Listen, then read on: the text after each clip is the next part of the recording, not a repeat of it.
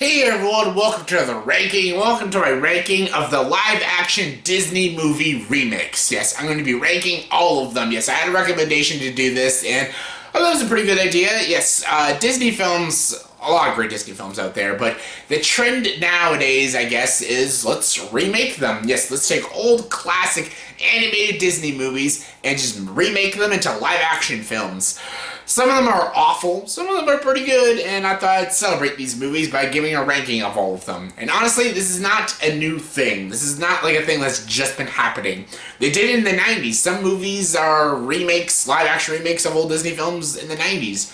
And some of those were really bad. So yeah, I'm going to include those films and also the new ones that have come out now. And in one of them, I'm going to include, which is an exception because it's a remake of a Disney film, but it's not a animated Disney film. It's sort of animated. It's still a remake though, but yeah, I know it's kind of changing the rules, but who cares? It's my list, so yeah. And it's not Race to Witch Mountain. Yeah, I know that's a remake of a Disney film, but yeah, I'm not putting that in there. Just this one's a pretty recent one, and it goes with these kind of films and stuff. And yeah, anyways, there's 8 films in this ranking, and yeah, I'm excited to talk about them. Let's get to it. Here's my ranking of all the live-action Disney remake movies, from my least favorite to my favorite. Alright, coming in number 8 is easily Maleficent. Yes, Maleficent. Maleficent, not a good film. I did not like this movie. Some people like it. Good for them. I don't see why. I don't think this is a good movie. I do not think Angelina Jolie was good as Maleficent. I think they completely shit on that. They shit on Sleeping Beauty. Everything that is good and pure about Sleeping Beauty, this movie just says, fuck that shit. Let's make Maleficent a good person. Let's make the fairy godmothers the most likable characters in the fucking movie. Let's make them stupid, dumbass morons. And let's make Aurora, well, she's kind of the same. Aurora was not interesting in the animated version. They just make her just as uninteresting in this movie. And she has even less chemistry with the prince in this one as well. Mostly focused on Maleficent, and I was excited to see a Maleficent movie because I thought I'd be like, okay, that's cool. And the whole movie's focused on a villain. That's so cool. Make the villain sympathetic and make her, show us why she's so evil and stuff, but then they just cop out and make her a hero and make her like, oh, she cares about Aurora and stuff. I'm like, what? No, she doesn't. This is Maleficent. She's the definition of a Disney evil villain. She is one of the great villains. Like, why would you make her a good person? That's so stupid.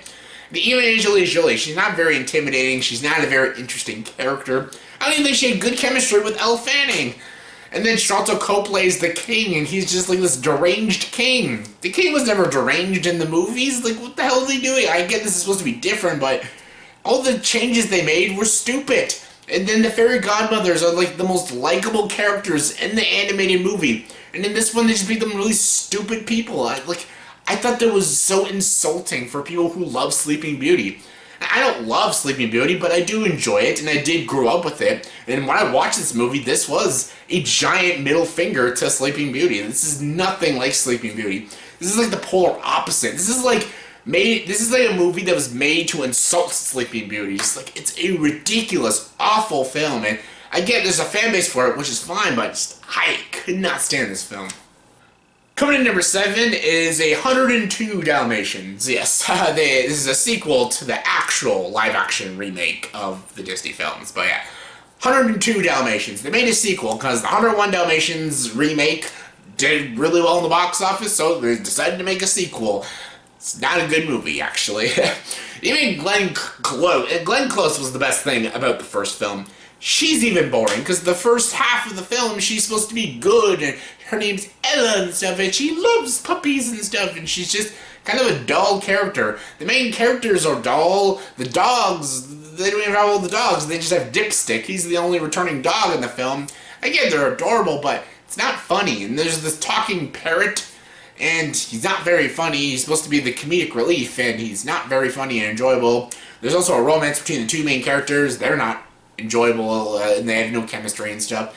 This is a really dull film, and I guess it's supposed to be too dark for kids. And I'm like, I watched darker shit when I was a kid. I watched Secret of Nim. That's a fucking dark movie. This was just kind of a dull, unfunny film. Just not very good. Coming in number 6 is 101 Dalmatians. Yes, this is the first live-action remake, and this was so corny and so cheesy. I loved it as a kid. Now it's not a good movie. It's not. It's not a good film.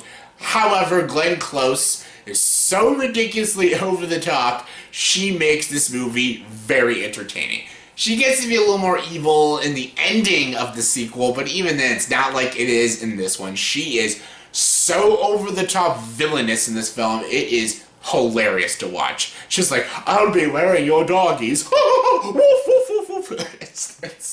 It's really funny, and she is milking every scene. Like, she's great in this movie, Glenn Close. I love Glenn Close in this movie.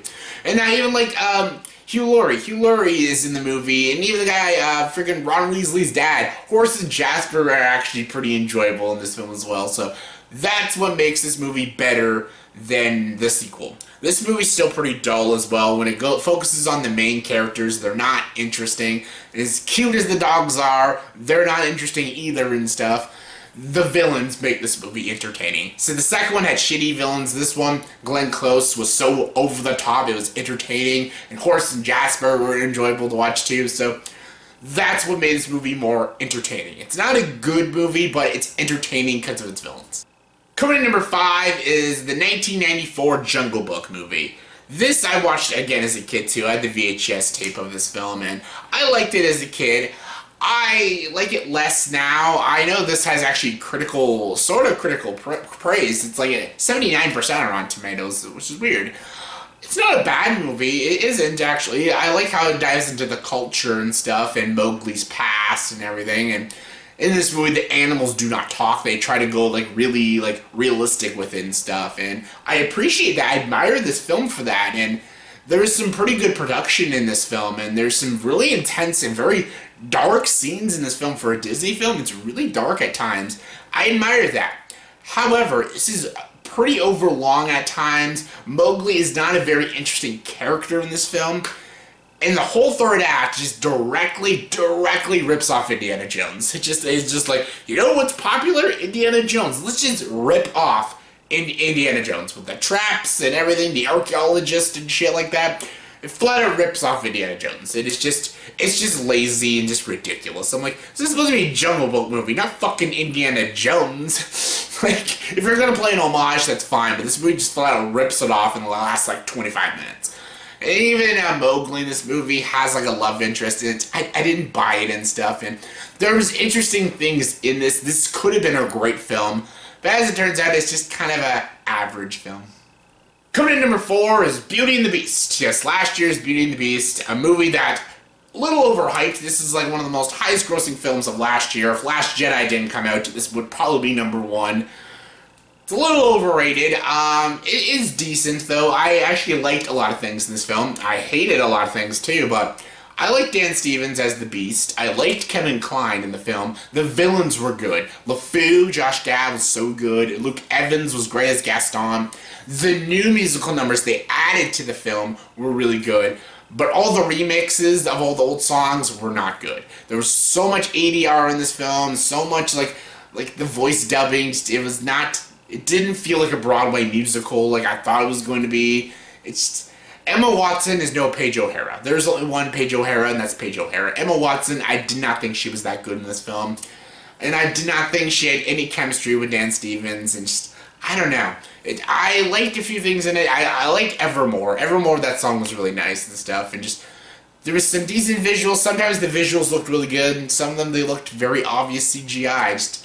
I don't know, I didn't find it a very compelling movie, and I'm like, what's the point of me watching this movie? I can just watch the animated version, which is a perfectly amazing Disney film.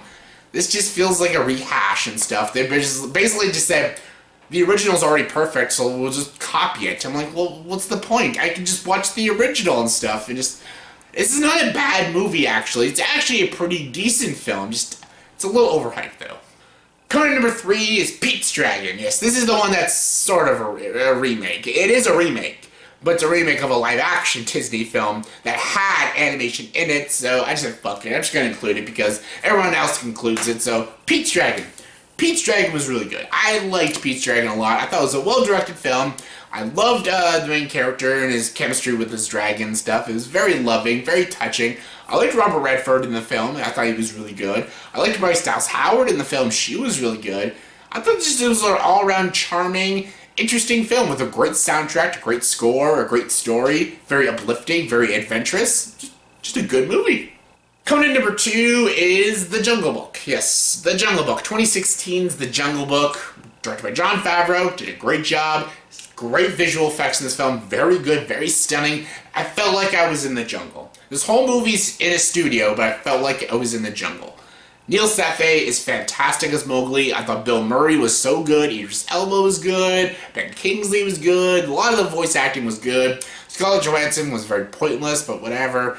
The King Louis scene was ridiculous, but entertainingly ridiculous. This was a really solid flick. I'm curious to see what Andy Serkis is going to do, but this was a really good film. It was entertaining, it was enjoyable. Jungle Book has always never been really my thing. I never really got into the Jungle Book. The animated Disney film didn't really impress me that much, and even the live-action remake in the 90s didn't impress me that much. I just always thought they were just okay films. This was actually a genuinely great Jungle Book film, and I really liked it. And my number 1 favorite live-action Disney remake is Cinderella. Yes, which is weird because when you look at my reviews, I gave a higher rating to Jungle Book than Cinderella. But over the time, I think Cinderella is a better film. I think this is I think this is the best Disney live-action remake. Because they did it properly. It fixed everything that was, all the issues of Cinderella, they fixed in this film. It's a different film, but it's also a better film. It's better than the animated Disney film. The animated Disney film is a great movie, but this is an even better film. They made Cinderella more interesting, made her more compelling. They showed the backstory for her, made her more sympathetic. Lady Tremaine's very scary and intimidating. Yeah, she's a little more scarier than in the animated movie, but she's still really good in this film. Cate Blanchett's so good.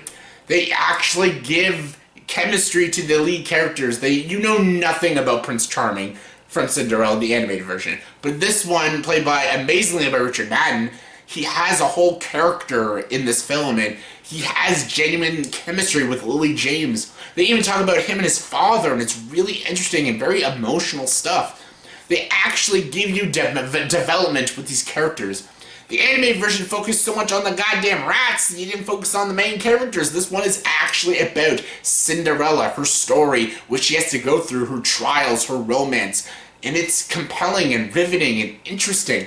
And Lily James is so good in this film.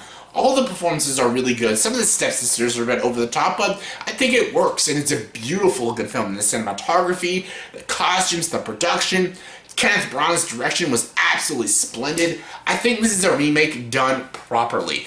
If you're not going to improve upon the source material, then don't bother remaking it at all. That's all I gotta say. And Cinderella, in my opinion, is definitely my favorite, and I think it is the best live-action Disney remake. So that was my ranking of all 8 of the live-action Disney remakes, in my opinion. So in the comment section below, please tell me, did you agree with this ranking? If not, give me your ranking of all the live-action Disney remakes and your guys' opinions. Comment below, let me know. And as always for this video, please subscribe to this channel and join the dark side.